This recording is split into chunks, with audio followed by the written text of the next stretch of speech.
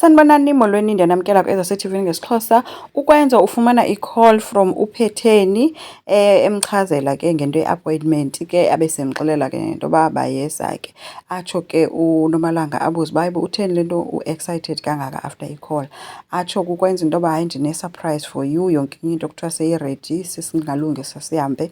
But ke i-surprise yakhe kukuba ifemeli yonke iyeza. Yeyi, kwahlwa emini ke kuNomalanga ebuza uba hayibo bayaphi bonke. Wathi ukwenza hayi kaloku bazosinikeza i-support as ifemeli and ngumzukulwana wabo wokuqala lo, so yonke into bafuna uba babe khona. Uba ngathi uNomalanga hayibo uVusi naye iyeza, wathi omnye ewe uVusi uzoza. Uthi hayibo ngoba indlu kagqirha incinci kangaka nje bazawungena phaa abantu. Wathi ukwenza inamsebenzi leyo ngcono sizohamba sizoyibona phambili.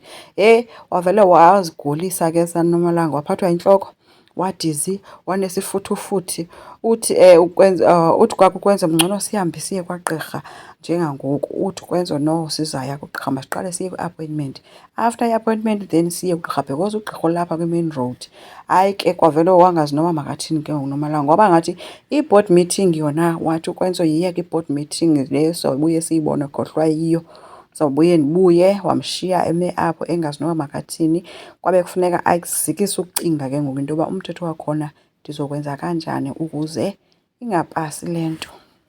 So ushiyeke ke ezama ukufowunela uGcina, wamfumana kuGcina. Wabe sesithi hayibo Gcina, utheni ungasandiniki i-warning into yoba yonke ifemeli kanti izapha.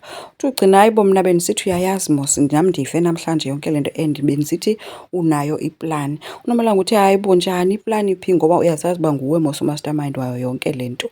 Gcina uthe ke hayi wonke umntu okwangoku usekwi-board meeting, shuthi nokwenza ke beleqa khona. Wabe sithi hayi yiyekele kum yonke le nto ndizobona uba ndenza njani, I will make a plan. Nabo ke befika ke kukwenza bavulele khwaza sunshine. Xa bengena ke abe bahle baswenke bamanzi ke phofu nyhani bebeye kwi-meeting ke. So bese sifika setshekha ke uNomalanga naye seredi sehla. Kabe sesithi ke uPhetheni hayibo baby urayithi, ndivile ukukwenza uthi ubuphethwe yintloko. Hayi ke athi uNomalanga hayi urayithi. Besithi hayi ndiyavuya ukwazi uba kanti wonke umntu seyazi uba kwenzekani, so ejonge ukwenza kule nto caba uthetha yonke into wena, uyabo ngathi akayonwabelanga ke loo nto. Abe sesithi njengaye masihambeni kaloku xa seniredi. Bathe besathi ke bazohamba kukwenza uthe xa ezakwenza i-announcement yoba ke ubulela ifemeli, uVusi wabe ngapha ecaleni eresiva i-call. Kanti nguGcina, uGcina umxelela into yoba kuyatsha ekhayeni. Abe sekhwaza ke ngoku uvuya uba uVusi hayibo kuyatsha. Athi omnye ngapha kuthi ke hayi kuthiwa kuyatsha ekhaya. Hayi ke baphume beleqana ke bethi bayebuya. Ube sesitsho ke ukwenza ke kuNomalanga uba uyebuya ucela ashiyeke phaa. Shiyeka ke momotheka ke kuphela intsini.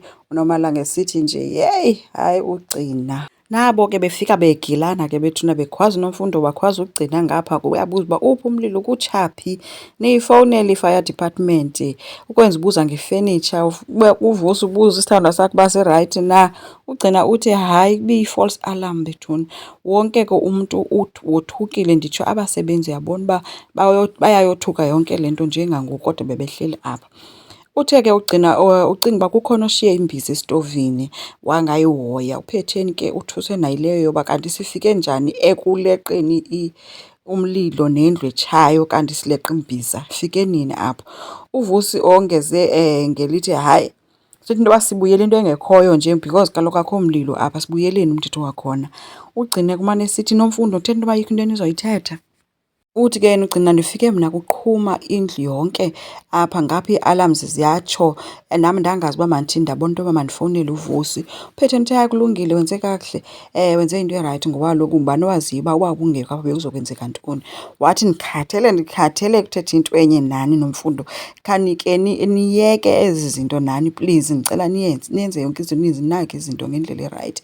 Xolisile kuNomfundo ke okunguGcina kuncumela ecaleni ke phofu because uyayibona uba iplani yakhe isebenzile. uPhetheni uthe kuzusinceda ke ukuxolisa kwakho, kungoku siphoswe yi-appointment yekayini kaNomalanga. Hayi ke Nomfundo ujonga uGcina seyiyadibanisa uba yonke le nto bekuyiplan nje ayikho yonke. Qhubekile ke nokuxolisa ke uNomfundo ke ethi uyaxolisa kumndeni wakwaDlamini ngayo yonke into eyenzekileyo. uPhetheni uthe bekumele uba lolona suku luhle olu lwefemeli yakhe. ukuthi sigijime seza apha sileqa into engekhoyo, sigijimele inonsense nje. Watsho wabashiya apho ethi ucela iglasi yewayini, ekwazi uvusa uba makamphathele iglasi yewayini. Ugcina ushiyeke ejamele uNomfundo ke ngamehlo athethayo okanye amnika nje a warning. uNomfundo naye ushiyeke enikini intloko ngoba uyayibona uba yeyi baze badlalwa abantu, nathi sasidlalwa phofu kugcina. Enkosi, ngicela siqhubeke, subscribe, silike, singakhomenta futhi. Bye.